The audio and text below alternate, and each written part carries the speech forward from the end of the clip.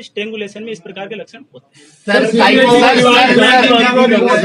CBI की जांच की मांग कर रहा है परिवार, सर उसके बारे में क्या कहना चाहते हैं? देखिए, मैं इतना कहना चाहूंगा कि जब तक जांच जिला पुलिस करनाल के पास में है, तब तक हम ये इंश्योर करेंगे कि जांच बिल्कुल निष्पक्ष हो, तथ्यों पर आधारित हो और विश्वसनीय और वैज्ञानिक। रिपोर्ट्स आनी पेंडिंग थी, वो रिपोर्ट्स आ चुकी हैं सर, जो कल आनी पेंडिंग। देखिए, सीरोलॉजी और कुछ और रिपोर्ट हमारे पास में आ गई है, टॉक्सिकोलॉजी की भी रिपोर्ट आ गई है, डीएनए एग्जामिनेशन की जो रिपोर्ट है वो लगभग हमें उम्मीद है कि साइकोलॉजिकल बोर्ड ने क्या कहा है, वो साइको है, उसे इलाज की जरूरत है। देखिए, उनको हमने पुराना ट्रीटमेंट रिपोर्ट दिखाया था, लेकिन उन्होंने कहा जी इस डिटेल्ड रिपोर्ट देने के लिए हमें कुछ दिन के लिए ऑब्जर्वेशन पे रखना होता है और उसके बाद में हम अपनी रिपोर्ट देंगे। सर एक बात, पूरी बात लेकिन हम ये चाहते हैं कि इसमें एक डिटेल्ड हम रिपोर्ट जरूर प्राप्त करेंगे ताकि आरोपी को किसी भी प्रकार का इस प्रकार का लाभ ना। तो सर मुकदमा क्या रोल रहा पूरा इसमें? देखिए, जो धनवंती और जो सोरणदेव को हमने अरेस्ट किया है, वो जो सुबह का घटनाक्रम था, जब उन्होंने डेड बॉडी वहां पर देखी तो उनकी ये जिम्मेदारी बनती थी कि तुरंत पुलिस को इत्तला करें। इसके बावजूद भी उन्होंने किसी और की छत पे रख देते हैं ताकि डाउट उन पे जाएगा, बॉडी को उठा करके वहां से वहां फेंक दिया। बॉडी को छत पे कितने बजे रखा गया? बॉडी का जो छत पे रखने का जो टाइम है वो लगभग जो एग्जैक्ट अभी 3:30 के लगभग बाद में रखा गया है। देखिए, मैंने जो आज से आपको बताया, पुलिस और ग्रामवासी के सहयोग से सर्च अभियान चल रहा था। उस समय गांव के लगभग बाहर की फिरनी के आसपास में सर्च अभियान चल रहा था। सर मुकदमा बड़ी लेट दर्ज हुआ सर। बच्चे की गुमशुदगी का जो मुकदमा था FIR के अंदर 8:50 शाम का दिया गया सर, वो एक्चुअली में दर्ज कब हुआ था? इंफॉर्मेशन कब आई थी सर? देखिए, इन्फॉर्मेशन जैसे कि मैंने आपको बताया, हमारे पास में 3 बजे के आसपास इन्फॉर्मेशन प्राप्त हुई थी। तभी मैंने एसएचओ को कॉल भी किया था और एसएचओ को संज्ञान में पहले से ही मामला था।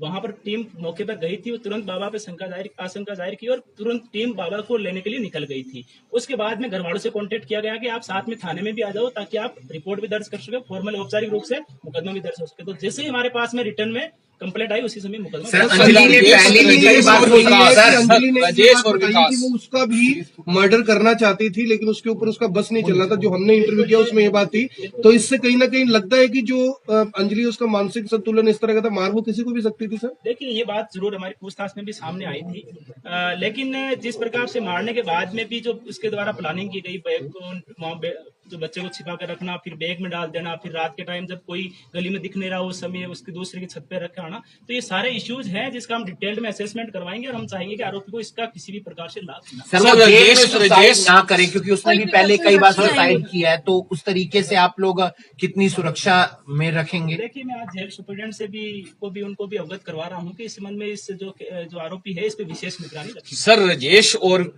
जो लवली है सर, इन दोनों का क्या सीन रहा? क्योंकि गांव का और परिवार का दबाव ज्यादा राजेश की फैमिली पे था सर। उनका कहना था 1 घंटे में लुधियाना से कैसे आ सकता है सर। तो ये सर ये बड़ा वहां पर अफवाह फैली है इस तरह की, क्या रहा? पुलिस का कार्य है, यदि कोई निर्दोष है तो उसको बचाना, और रियल में किसी की इन्वॉल्वमेंट, थोड़ी सी भी इन्वॉल्वमेंट जो कानून के अनुसार अपराध बनती है, अगर वो बनती है तो उसके खिलाफ कार्रवाई सुनिश्चित करना। जो राजेश का जो इस पे कुछ लोगों ने आशंका जाहिर की है या उसकी भूमिका को संदिग्ध माना है, उसके संबंध में हमने उनका फोन भी रिकवर किया है उसका, और जो उसकी फोन में कुछ कॉल रिकॉर्डिंग्स भी हमें मिली है, तो उसमें ऐसी कोई हमें कुछ संदिग्ध नहीं लगा जिसके आधार पर उसकी भूमिका इस मामले में जाहिर हो। साथ ही हमने लवली, जो कि अंजलि का पति है, अंजलि और राजेश, तीनों के फोन है वो फोरेंसिक लैब में भेजे हैं ताकि इनके यदि छोटा मोटा घर वालों को डाउट भी हो कि उनको डाटा डिलीट कर दिया तो वो भी हम रिकवर करवा। अंजलि के सर कुछ चैटिंग भी हुई थी, अंजलि को डाउट था कि मेरा नाम आ सकता है बीच में, वो चैटिंग भी बताई जा रही है। जो दोनों से हमने अलग अलग पूछताछ भी करी थी इस मामले में, तो उसने जो अंजलि है उसने लवली को पोस्टमार्टम के दौरान ये पूछा था कि क्या पोस्टमार्टम हो गया है, तो उसने कहा कि अभी चल रहा है। तो अंजलि ने पूछा कि हो सकता है उस पर मेरे फिंगरप्रिंट आए, तो उस टाइम लवली ने इस बात पे उतना गौर नहीं किया था, लेकिन जो चैटिंग है वो डिलीट हो रखी है जो पूछताछ के दौरान सामने आया है। तो दोनों तरफ से डिलीट है सर, दोनों तरफ से डिलीट है। तो हमने दोनों के ही फोन जो है वो साइबर फोरेंसिक लैब में डाटा जो डिलीटेड डाटा है उसको रिकवर करने के लिए। सर सामाजिक ताना बाना टूट गया सर इस मर्डर से, वो पकड़ा जाना चाहिए, लेकिन क्यों आखिरकार माहौल बिगड़ा? क्यों आखिरकार पुलिस पर ही आरोप लगते रहे कि पुलिस से संतुष्ट नहीं है? ऐसा क्यों हुआ? देखिए, ऐसा है, 4 साल के बच्चे की मृत्यु होना बड़ी एक दुखदायी घटना थी, एक दुर्भाग्यपूर्ण घटना थी। जिला पुलिस भी चाहती थी कि इस मामले में जल्दी से जल्दी असली जो आरोपी जो इसमें इन्वॉल्व रहे हैं उन तक पहुंचा जाए, लेकिन क्योंकि साथ में हमारा काम ये भी इंश्योर करना था कि जांच है वो साक्ष्य का आधारित आधारित हो और विश्वसनीय हो। तो हम कुछ रिपोर्ट्स का भी वेट कर रहे थे एफएसएल से, हमें बड़ी मदद मिली एक्चुअल में। एफएसएल से हमें कुछ रिपोर्ट्स बड़ी टाइमली भी मिली, जिससे भी हमें इन्वेस्टिगेशन को आगे बढ़ाने में बड़ी मदद मिली। साथ ही हमने जो पोस्टमार्टम जो रिपोर्ट है उसकी भी जो विशेषज्ञ है उनसे भी पोस्टमार्टम रिपोर्ट के बारे में डिटेल से हमने उनसे भी मदद ली। और लोगों को जिनकी नजर थी इस पूरे मामले में आश्वस्त करना चाहेंगे कि जो जांच हुई है ठीक है, सभी सही आरोपी फिलहाल यानी कि जेल में है। देखिए, डेफिनेटली जो भी कोई बात हम कह रहे हैं तो बड़ी जिम्मेदारी के साथ में और सबूतों के आधार पे कह रहे हैं। और जैसे ही डीएनए एग्जामिनेशन रिपोर्ट आएगी तो और हमारी जो बात है वो और पुख्ता हो जाएगी। जितने भी अभी तक पुलिस ने जांच करी है, हमने ये सुनिश्चित करने का प्रयास किया है कि हम एक मामले में प्रभावी और निष्पक्ष जांच करके एक अच्छा केस माननीय न्यायालय के समक्ष पेश करें और इस मामले का प्रभावी अभियोजन इफेक्टिव प्रोसिक्यूशन भी सुनिश्चित हो, ताकि मामला अल्टीमेटली कन्विक्शन तक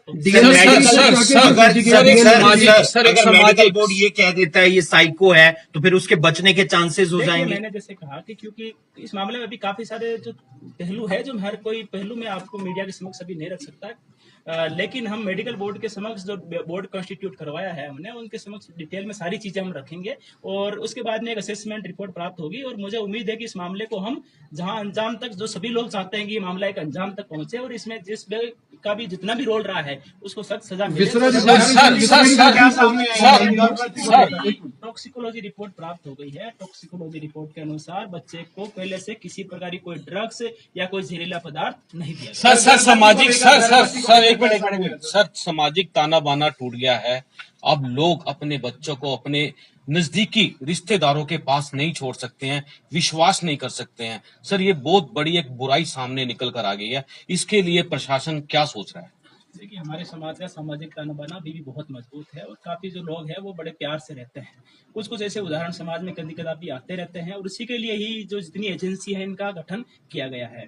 हमें ये सुनिश्चित करना चाहिए कि यदि किसी प्रकार का कोई उदाहरण ऐसा हमारे सामने आए तो उसमें सारे समाज के लोग आपस में मिलकर के उस व्यक्ति को जो सख्त सजा मिलनी चाहिए वो जरूर मिले। आखिरी सवाल है सर, आखिरी सवाल है कि बहिष्कार हुआ था राजेश के परिवार का, लवली का जो परिवार है उसका भी होगा, उनकी सुरक्षा को कैसे सुनिश्चित किया जाएगा? क्योंकि आपने तो खुलासा कर दिया लेकिन अभी भी जो गांव के लोग हैं वो कहीं ना कहीं उसी परिवार के ऊपर उंगली उठा रहे हैं। उनकी सुरक्षा को लेकर सर क्या कुछ किया जाएगा? वो भी एक इम्पोर्टेंट फैक्टर है। सर इसी में एक और सवाल है सर, सेम सवाल है सर। परिवार के लोग जस परिवार के लोग भी अपने आप को असुरक्षित महसूस कर रहे हैं। हमारा काम सही जांच सुनिश्चित करना है, ना कि किसी को झूठा बचाना या किसी को झूठा फंसाना। ये हमारा काम बिल्कुल नहीं है। जो जिला पुलिस है वो बिल्कुल प्रोफेशनल ढंग से काम कर रही है और ये सुनिश्चित करने का पुलिस ने पूरी तरह से प्रयास किया और किया भी है कि इस मामले में जो एक्चुअल आरोपी है और जिसकी जितनी भूमिका है उसके हिसाब से जो मामला है वो माननीय अदालत तक पहुंचे और माननीय अदालत में हम अपना जो मामला है बिल्कुल अच्छे ढंग से रखें।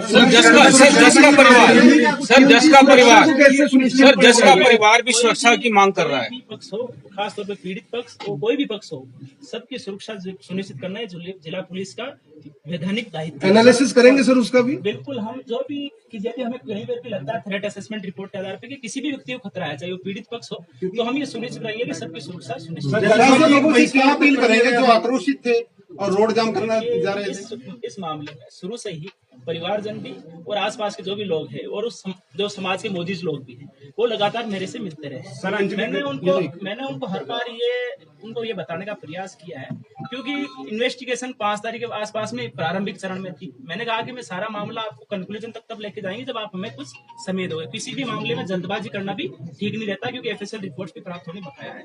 कुछ लोग उसमें से संतुष्ट भी थे, कुछ लोगों के अपने अपने डाउट्स थे। वो मैंने उनको ये भी कहा कि आपके जो भी इस मामले में डाउट्स है, जैसे सारी रिपोर्टें प्राप्त होती रहेगी हम आपके एक एक डाउट क्लियर करते रहेंगे। हमारी ये जिम्मेदारी है कि आपके जो भी डाउट्स हो वो हम डाउट्स उनको क्लियर करें, लेकिन हम ये कभी ये भी नहीं करने वाले कि किसी भी बंदे पे यदि कोई छोटा सा भी आपने संदेह प्रकट किया किसी भी वजह से तो और उसका कोई यदि मामले में रोल नहीं पाया जाए तो उसके खिलाफ कोई कार्रवाई। सर एक सवाल उठ रहा है कि जो राजेश का परिवार था, माँ और पत्नी, उनको इतनी सुबह कैसे पता चला छत पे सो? देखिए, इस मामले में जो बात सामने आई थी कि जो अंजलि है वो धनवंती के पास में गई थी और धनवंती ने जब पूछा कि क्या चल रहा है तो उसने ये कहा कि आसपास की जो है वो तो सर्च अभियान पूरा हो चुका है, अब अपने कुछ घर हैं यहाँ के घर वो बाकी रह गए हैं, तो तुम भी अपना आसपास में चेक कर लो। इसी के आधार पे धनवंती है वो ऊपर गई थी। जब ऊपर उसने बच्चा देखा तो उसने वापस आकर के अपनी सास जो की बैठक से आ रही थी उसको बताया कि अपने जो बच्चा जिसको ढूंढ रहे हैं वो तो अपनी छत पे पड़ा है। उसके बाद में उसकी सास ने कहा कि इस हिसाब से तो हम फंस जाएंगे या लोग हम पे डाउट करेंगे। तो उसने वो अपनी बहू को लेके गई, दोनों ने वहां से बच्चा उठाया और उसके बाद में उसकी सास ने थोड़ा सा आगे ले जाकर के टीम पे सर ये बात सच है कि जो बेड है, बेड का टुकड़ा एक लैब में भेजा गया जांच के लिए, उसमें खून के स्पॉट मिले हैं और वो एक पुख्ता प्रमाण है इस पूरे मामले में जो अंजलि के इस घर मामले पर। में वैसे हमारे पास में काफी सारे रिलायबल और साइंटिफिक एविडेंस है। और इसने जो वुडन पीस जहाँ पर ब्लड स्टेन मिले हैं, वो उसी एफएसएल रिपोर्ट जो रिपोर्ट है उससे भी पुष्टि हो चुकी है कि वो जो ब्लड स्टेन मिले हैं वो ह्यूमन ओरिजिन के हैं और ब्लड हैं। वो डीएनए एग्जामिनेशन की जो रिपोर्ट है वो भी मैच होकर के अगर शाम तक आ जाएगी तो हमारी चीज जो बात है वो और पुख्ता हो जाएगी। सर कैसे हुआ, अंजलि पर शक कैसे हुआ जब राजेश के परिवार पर शक था?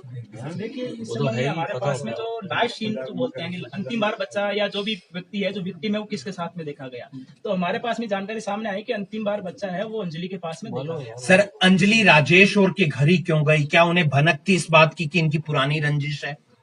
देखिए ऐसी भी कुछ बातें सामने आई है, वो भी अभी पुष्टि, सारी चीजें हम पुष्टि कर लेंगे। लेकिन अंजलि और धनवंती जो है वो आपस में एक दूसरे घर पे वैसे आती जाती रहती थी। तंत्र विद्या का तो कुछ नहीं निकला सर इसमें। देखिए मामला कोई तंत्र विद्या से या इस प्रकार की कोई जो भी बातें आई थी वो सामने उससे कोई जुड़ा आखिरी सवाल है सर, CIA 2 ने जांच की, दबाव काफी था, मीडिया का भी प्रेशर था, लोग भी प्रदर्शन कर रहे थे, CIA 2 के लिए कुछ कहना चाहेंगे? मर्डर का काफी एक किस्म से ब्लाइंड। देखिए इसमें जो ASP इंद्री है, हिमाद्री कौशिक जो IPS है, उनके नेतृत्व में एक SIT का हमने गठन किया था जिसमें CIA 2 से इंस्पेक्टर मोहनलाल भी थे। और मैंने वेरी फर्स्ट डे से यही मेरी तरफ से निर्देश थे कि इस मामले में यह सुनिश्चित किया जाए कि कोई भी निर्दोष चाहे कितने ही दबाव क्यों ना हो फंसे ना, और यदि जिसका जितना भी इन्वॉल्वमेंट है, जिस सीमा तक इन्वॉल्वमेंट है जो कानून के अनुसार दंडनीय अपराध है, उसके हिसाब से उस पर जरूर कार्रवाई होनी चाहिए। तो हमारी जो SIT टीम है उसने रात दिन ये मेहनत करके निश्चित तौर पे इसमें काफी अच्छी इन्वेस्टिगेशन सुनिश्चित की है और आगे भी ये इंश्योर करेंगे कि जो मामला कोर्ट तक पहुंचे तो एक पुख्ता केस हमारा। अब कोई आरोपी नहीं है सर जिसकी गिरफ्तारी होनी है? देखिए अभी तक की जांच के अनुसार नहीं है, लेकिन फिर भी अभी कुछ रिपोर्ट्स और साथ में जो साइबर फोरेंसिक लैब में जो मोबाइल भेजे हुए हैं उनकी रिपोर्ट भी। तो क्लीन चिट किसी को नहीं है सर अभी अंडर? देखिए मामला अभी अनुसंधान अधीन है। जब चालान एक्चुअल में हमारा तैयार होता है तब हम कुल मिलाकर ये कहते हैं कि जब हमारी मामले में जांच पूर्ण हो गई है। साथ ही मैंने DC साहब से ये भी रिक्वेस्ट की है कि हरियाणा सरकार ने जो चिन्हित अपराध आइडेंटिफाइड जो क्राइम उसकी स्कीम चला रखी है तो उसमें भी इस केस को इंक्लूड किया जाए। उससे ये क्योंकि उसमें डिस्ट्रिक्ट अटॉर्नी, DC और SP